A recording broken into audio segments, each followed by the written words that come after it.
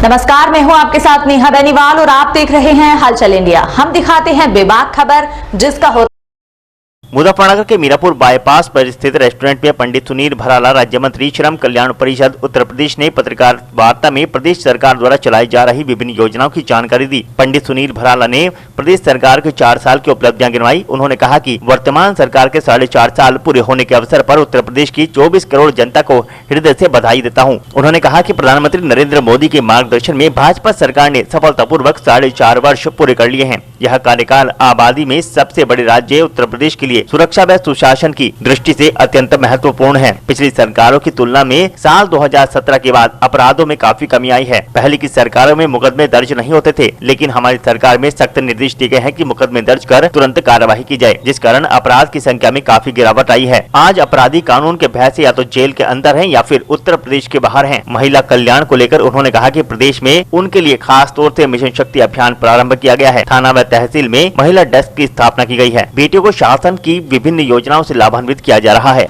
उत्तर प्रदेश के श्रमिकों के परिवार का अगर घर धंस जाता है तो 2.5 लाख रुपए का देने का काम हम करते हैं।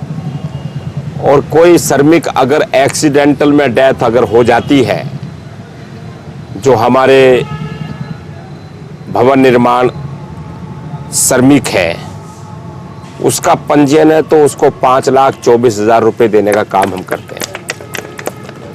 तो साथियों, ऐसी योजनाओं से उन परिवारों को जो दबे कुचले लोग हैं, जो पात्र हैं, उन पात्र परिवारों को योजनाओं का लाभ देना, सरकार की योजनाओं का क्रियान्वयन कराना और श्रमिकों को जागरूक करने के लिए अनेक संगोष्ठी करके, कार्यक्रम आयोजित करके, ऐसे कार्यक्रमों का आयोजन करके ये सारी योजनाओं का हमने क्रियान्वयन कराया है।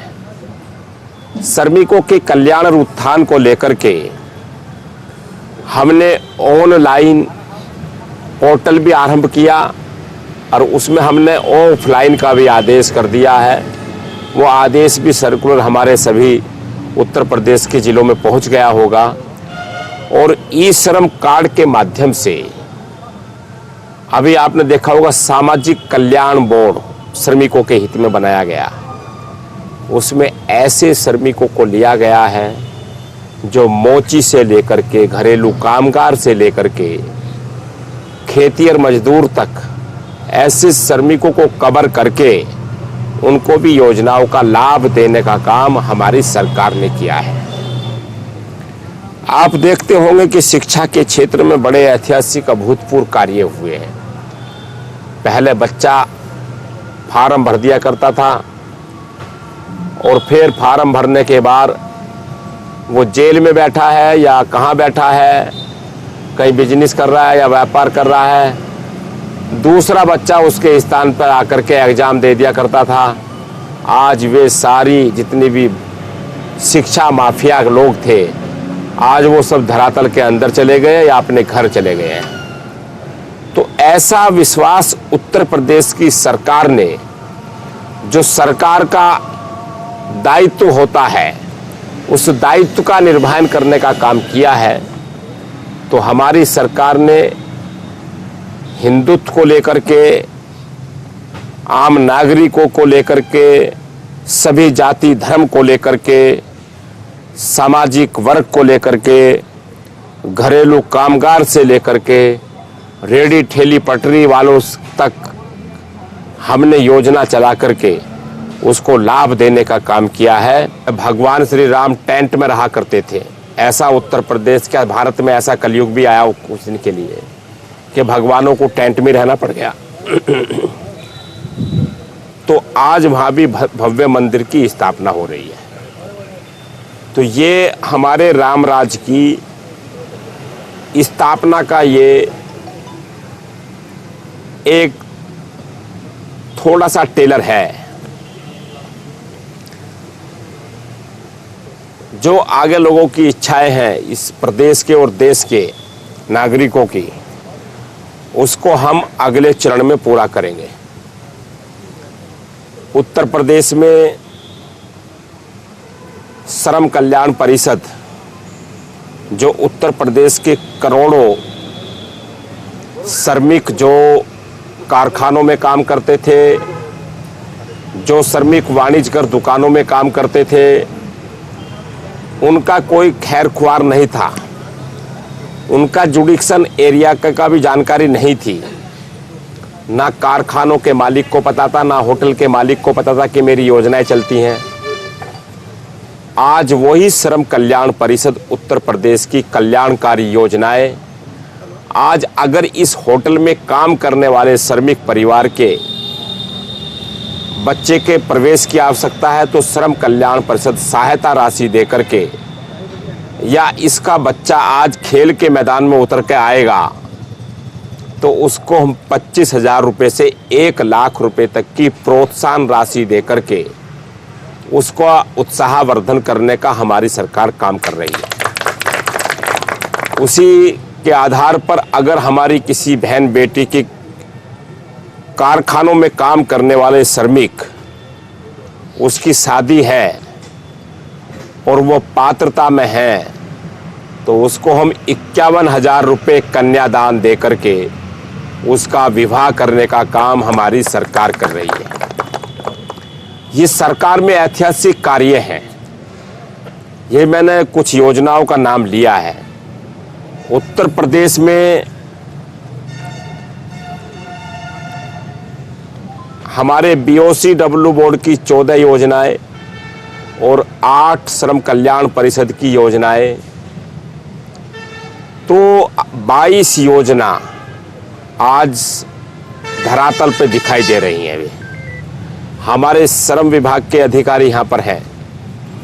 आज वो काम करने में और उनकी जो टारगेट है, जिम्मेदारी है, उसके लक्ष्य को पूरा करने के लिए वो रात दिन मेहनत कर रहे हैं। अब तो ऐसा जुडिक्शन एरिया पहली बार जो पत्रकार जगत में भी काम करने वाले, चाहे वो अमर उजाला है, दैनिक जागरण है या अन्य बड़ी प्रेस जहाँ पर लगी हुई है, अगर वहाँ का भी श्रमिक 15,000 रुपये से कम वेतन पाता है तो उसको भी श्रम कल्याण परिषद की योजनाओं का लाभ मिलता है। ये हमने जुडिक्शन एरिया बनाया।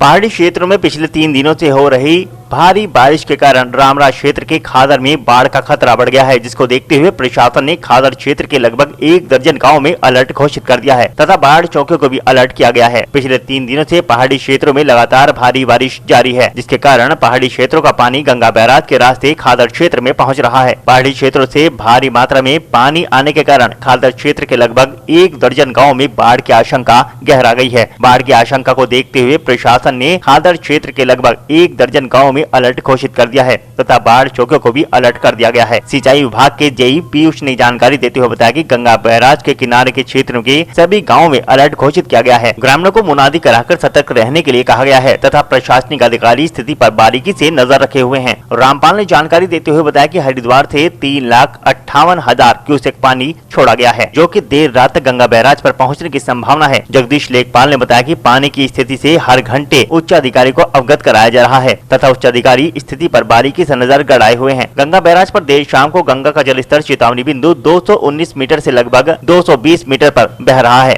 भाई जी अधूरा गया, कोई प्रशासनिक अधिकारी आता ही नहीं। हमने भी 2-4 एप्लीकेशन लगा दी, कोई अधिकारी सुनता नहीं। अगर कोई सूचना पानी की आए तो खन्ना पूर्ति करी और अपना चले गए। लेखपाल जी हमारे जो हैं जगदीश जी, वे बराबर बने रहते हैं हमारे साथ और अधिकारी कोई नहीं आता। बस कोई इनको बैराज लो आ लिए, अब यहाँ आ लिए। और आप तटबंध पर जाकर देखो, कटाई गन्ने में इतनी और बस थोड़ी सी दूरी पर है रही गंगा जी। पहाड़ों पे जैसे पिछले 2 दिन से बारिश हो रही है तो उसी का इफेक्ट है। और जैसे टिहरी डैम है तो उसका जलस्तर कंप्लीट हो गया है तो वहाँ से भी पानी आ रहा है, उसी के कारण जलस्तर बढ़ रहा है। और हमारे चौधरी चरण सिंह मध्य गंगा बैराज से 1,88,000 क्यूसेक पानी अभी पास हो रहा है। और हरिद्वार भीमकोटा जो मैक्सिमम डिस्चार्ज है दोपहर 12 बजे 3,72,000 पानी रहा है वहाँ से। अभी वहाँ से घटना शुरू हुआ है, लेकिन मेरे यहाँ तक जैसे शाम तक पीक फ्लो की लगभग 3 लाख के आसपास होने की काफ़ी चांस है। अच्छा, जिस तरह से जल स्तर बढ़ रहा है, क्या बाढ़ आने की संभावना है?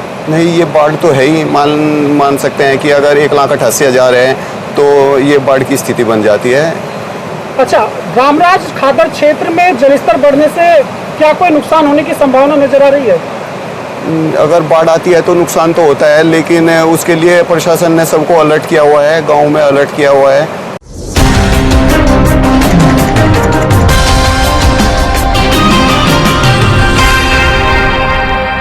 बीजेपी जिलाध्यक्ष विजय शुक्ला ने मंगलवार को कस्बे में युवा नेता पंडित दीपक कृष्णात्र के आवास पर पहुंचकर उनके चाचा स्वर्गीय अरुण दास जी को श्रद्धांजलि अर्पित की और पारिवारिक जनों से ढांढस बंधाया। युवा नेता पंडित दीपक कृष्णात्र के चाचा महंत अरुण दास महाराज मध्य प्रदेश के धार जनपद के हनुमान मंदिर में महंत थे। 12 सितंबर की रात्रि कुछ उपद्रवियों ने उपद्रव करने से टोकने पर महंत अरुण दास पर हमला करके उनकी हत्या कर दी थी, जिस पर पंडित दीपक कृष्णात्र ने चारों आरोपियों के गिरफ्तार हो जाने के बाद मध्य प्रदेश में ही महंत अरुण दास जी का अंतिम संस्कार करके उनकी अस्थियां गंगा बैराज पर विसर्जित की थी और 24 सितंबर को मीरापुर में ही शोक सभा का आयोजन कर महंत अरुण दास जी को श्रद्धांजलि अर्पित की गई थी, जिसमें यूपी सरकार के राज्य मंत्री पंडित सुनील भराला, ब्राह्मण समाज के वरिष्ठ नेता राकेश शर्मा, भाजपा नेता मुखिया गुज्जर, ब्लॉक प्रमुख नरेंद्र सिंह राठौड़ आदि अन्य गणमान्य लोगों ने महंत अरुण दास को श्रद्धांजलि अर्पित की थी। मंगलवार को श्रद्धांजलि अर्पित करने पहुंचे जिला अध्यक्ष विजय शुक्ला ने कहा कि महंत अरुण दास जी संत वृत्ति में लीन होकर प्रभु सेवा में लीन थे। उनके हत्यारों को मध्य प्रदेश सरकार को कड़ी सजा देनी चाहिए। भारतीय जनता पार्टी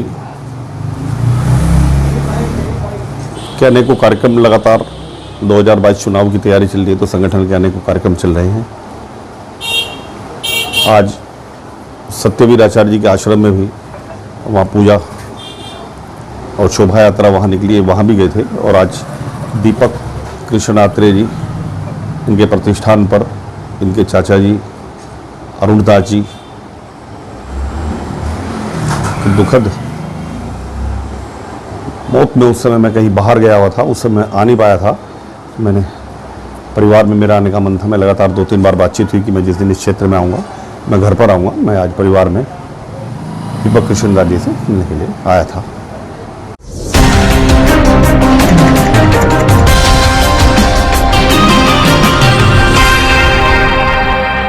भारतीय किसान यूनियन तोमर की एक बैठक गांव संबलहेड़ा में अखलाक कुरैशी के आवास पर आयोजित की गई, जिसमें जिलाध्यक्ष अखिलेश चौधरी के आदेशानुसार बैठक का आयोजन किया गया, जिसमें भारतीय किसान यूनियन तोमर के सभी पदाधिकारी मौजूद रहे, जिसमें गन्ना भुगतान, भ्रष्टाचार, महंगाई, 3 कृषि कानून आदि को लेकर विचार विमर्श किया गया। जिलाध्यक्ष अखिलेश चौधरी ने संबोधित करते हुए कहा कि किसान मजदूरों का शोषण किसी भी सूरत में बर्दाश्त नहीं किया जाएगा। ब्लॉक अध्यक्ष समर सिंह चौधरी ने बताया कि 21 अक्टूबर को लखनऊ में होने वाली महापंचायत में ज्यादा से ज्यादा कार्यकर्ता पहुँचे। लखनऊ में घेराव करने के लिए ज्यादा से ज्यादा किसानों से लखनऊ पहुंचने का आह्वान किया गया। आज हमने अखलाक प्रधान जी का आवास पर संबलेड़ा में मीटिंग की है।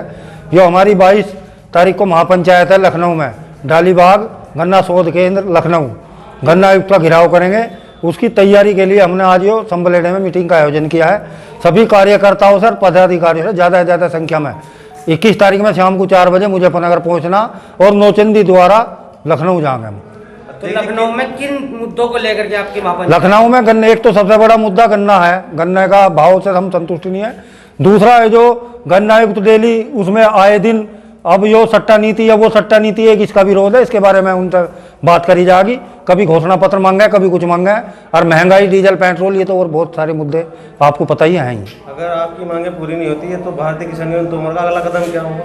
जो भी हमारी कोर कमेटी डिसीजन लेगी हम उसका सहयोग करेंगे, वो राष्ट्रीय कमेटी का निर्णय होगा। ये पूरे जानसठ ब्लॉक की मीटिंग हो रही और पूरे जानसठ ब्लॉक से हर गांव से 1-2 कार्यकर्ता बुलाए हमने। उसका सीधा मकसद ये है कि लखनऊ में 22 तारीख की महापंचायत को लेकर हम अपनी रणनीति बना रहे। यहाँ लगभग हजारों की संख्या से संख्या बल लखनऊ जागा यहाँ से। देखिए किन मुद्दों को लेकर ये मीटिंग? मुद्दे हैं हमारे भ्रष्टाचार, महंगाई। भाई महंगाई, तेल देख लो, डीजल पेट्रोल पर पूरी महंगाई चल रही। आम जनता तेल गिरवाने से बच रही, विवश है, गिरवा नहीं सकती, इतनी महंगाई। आम जनता की पहुंच से बाहर मामला, बिजली का भी यही मामला, गैस का भी यही मामला। पूरे भारत के अंदर सबसे ज़्यादा महंगी बिजली उत्तर प्रदेश में है। क्या यहाँ सोने के तारों में होगा रही? और महंगाई चरम सीमा पर चल रही, तहसील थानों में भ्रष्टाचार चल रहा, आम जनता परेशान है। और इस मुद्दे को लेकर, कृषि कानून बिल को लेकर महापंचायत लखनऊ में करेंगे हम। अगर आपकी मांगे पूरी नहीं होती तो अगला कदम क्या होगा? बात करें तो ऐसा है, यहाँ से लगभग हर जिलों से कई हजारों की संख्या में किसान वहाँ पहुँचेगा। अगर वहाँ समस्या का समाधान ना हुआ तो वही रणनीति बनाकर राष्ट्रीय लेवल, प्रदेश लेवल के जो पदाधिकारी वहीं अपनी वार्ता करके रणनीति बनाकर अगला कदम लखनऊ से बाद में उठाएंगे। वहाँ से लखनऊ में अगला कदम उठाए जाएंगे। हमारी पंचायत जो है वो डालीबाग होगी, गन्ना आयुक्त के उस पे ऑफिस पे, और लगभग पूरे प्रदेश का किसान वहाँ पूरी अपनी भारी संख्या में वहाँ पहुँचेगा।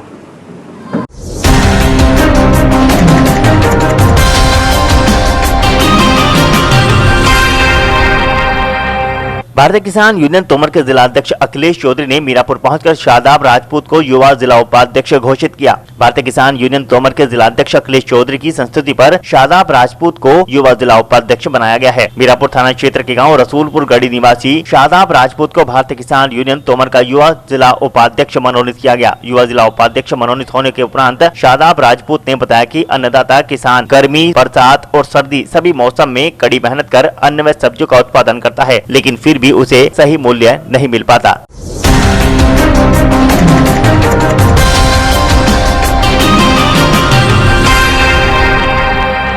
और आज के इस बुलेटिन में फिलहाल इतना ही। कल फिर हाजिर होंगे कुछ और नई खबरों के साथ। तब तक के लिए नमस्कार।